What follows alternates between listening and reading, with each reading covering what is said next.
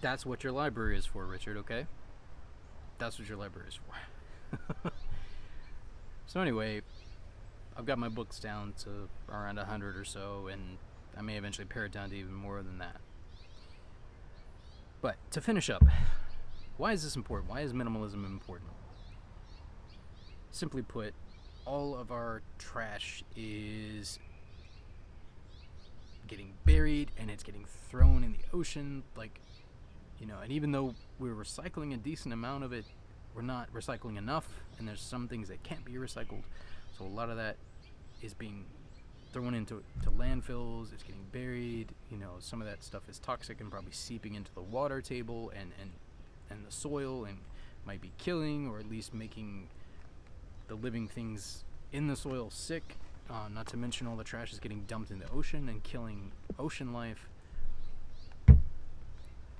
So we need to stop making so much crap. And as consumers, particularly those of us who are not in executive positions where we can decide how much a company is going to make, we have the ability to vote on that, if you will, with our money. If we don't buy it, there will be no demand for it, and eventually the manufacturing will stop, because you can't pile up unsold inventory but for only so long before you have to stop and either end the life of your company or lay people off. And I know that sucks, but our planet needs it. Find something else to do. Find something else to make. If we all have to go back to subsistence farming because we need to, for it to be healthier for our planet, or only go to industries that support things that are necessary for livelihood, like for people to survive and have healthy lives, and then industries that are designed to clean up all the mess we've made already. We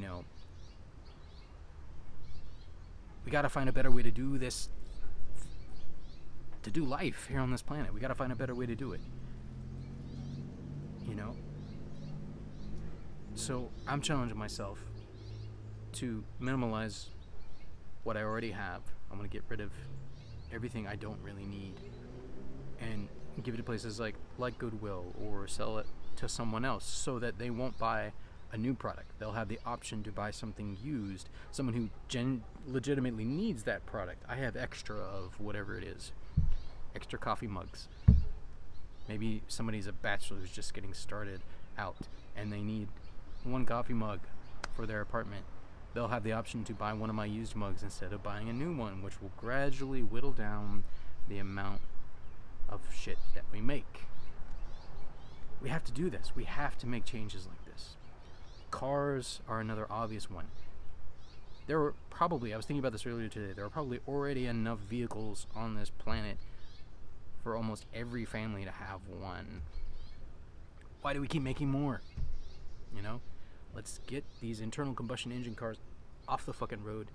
If we make anything new, let's either convert some of those to hybrids, or make hybrids, or make electric, something that would be better for this planet, and recycle all the old shit, and use it as much as we can to help make the cleaner running vehicles.